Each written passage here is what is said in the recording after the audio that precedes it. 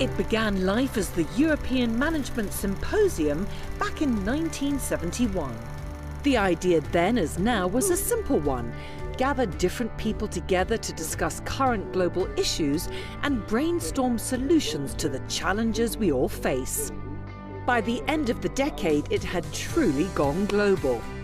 It helped bridge the gap between the Arab world and the West, and it also turned east as one of the first to fully engage and partner with China. By the time it changed its name to the World Economic Forum in 1987, history was being made. Greece and Turkey signed a no-war agreement, East and West German politicians came together, and Nelson Mandela and F.W. de Klerk had their very first face-to-face meeting here. And through it all, Klaus Schwab has been credited with being the driving force behind so-called Davos diplomacy. The fourth industrial revolution will impact our lives completely. It will not only change how we communicate, how we produce, how we consume, it will change actually us, our own identity, and of course gives life to such policies and developments like smart traffic, smart government, smart cities.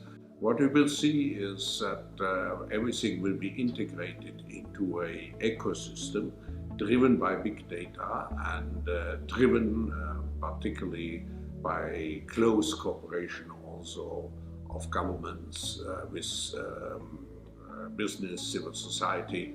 And this revolution will come at a breathtaking speed. It will be like a tsunami. And actually, it's not just a digital revolution, it's digital, of course physical with nanotechnology, but it's also biological. And those three dimensions provides a particular force to this revolution. So what the World Economic Forum is doing is to promote this public-private cooperation to master the fourth industrial revolution. The fourth industrial revolution is not just a prolongation of this digitalization, it's much more. It's a combination of technologies. It's not just the digital technology. Just think of genetics, think of brain research and so on. And the power of the fourth industrial revolution comes from the combination of all those technologies. Actually, I was saying it's at the end what the fourth industrial revolution will lead to is a fusion of our physical, our digital, and our biological identities. The fourth revolution has also the potential to address and solve many issues, for example, environmental issues and so on. It can be very beneficial for humankind. But the fourth industrial revolution has also some risks. We don't want to become the slaves of robots, of algorithms. No, we want to make sure that this revolution serves humanity.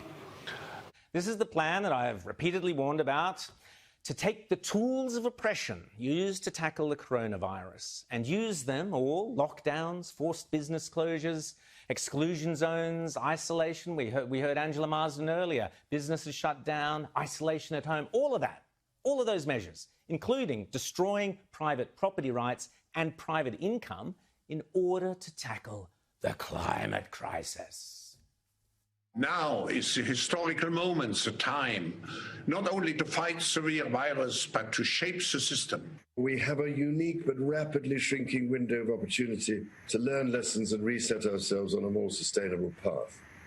It is an opportunity we have never had before and may never have again. So we must use all the levers we have at our disposal, knowing that each and every one of us has a vital role to play. The Great Reset is a welcome recognition that this human tragedy must be a wake-up call. It is imperative that we reimagine, rebuild, redesign, reinvigorate and rebalance our world. Rebalancing investment, harnessing science and technology, and advancing the transition to net zero emissions, all elements of the Great Reset, are fundamental to building the future we need. And that last one was the clown Guterres, who was at the Climate Ambition Summit, telling us the world is going to cook by 3.5 degrees or something by the end of the century. Yeah, right. This Great Reset is as serious and as dangerous a threat to our prosperity, to your prosperity and your freedom, as we have faced in decades, with these powerful bodies, including the World Economic Forum, the United Nations, the International Monetary Fund, and even Prince Charles boasting, yes, boasting that within a few short years, yes, their words, you will own nothing and you will be happy. Remember, this is not me saying this, this is them. They are even running ads for the Great Reset.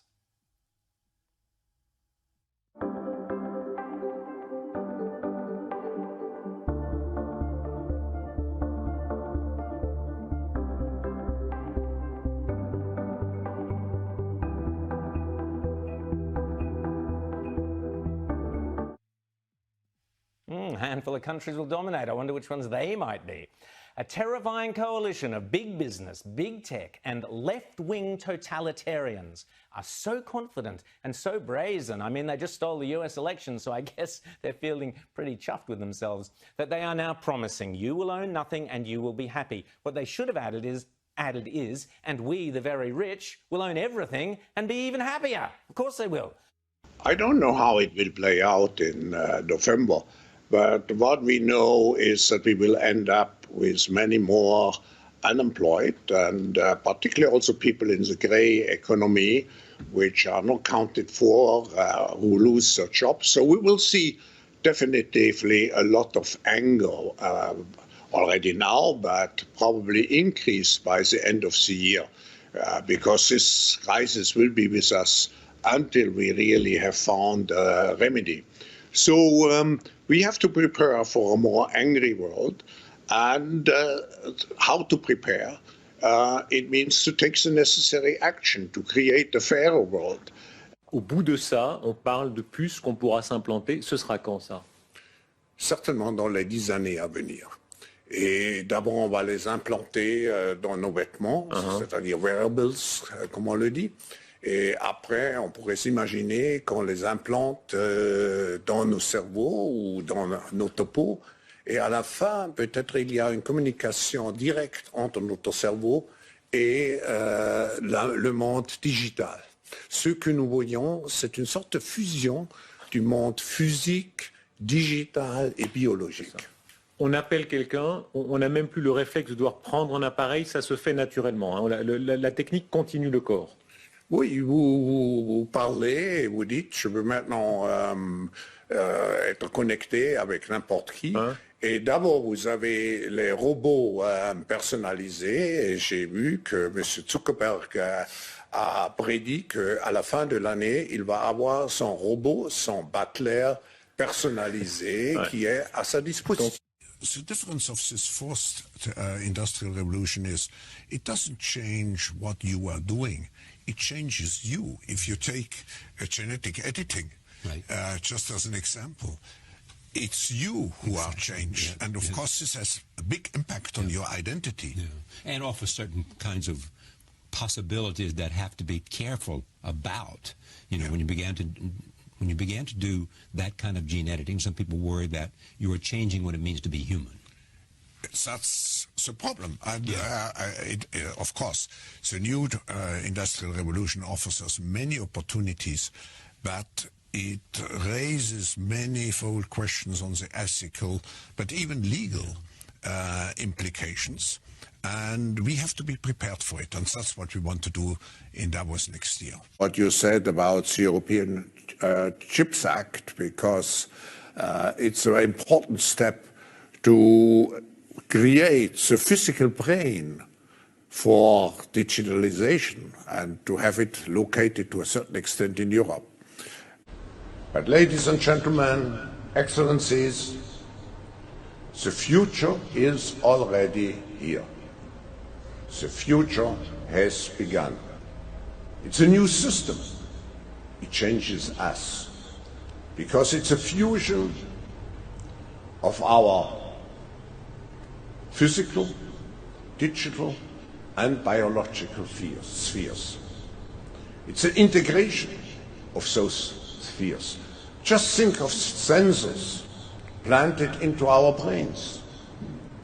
The opportunities are immense, and we have to prepare ourselves already now. If I look at our stakeholders, we have business, of course, as a very important audience, and we have politics, we have continuous partnerships with many governments around the world.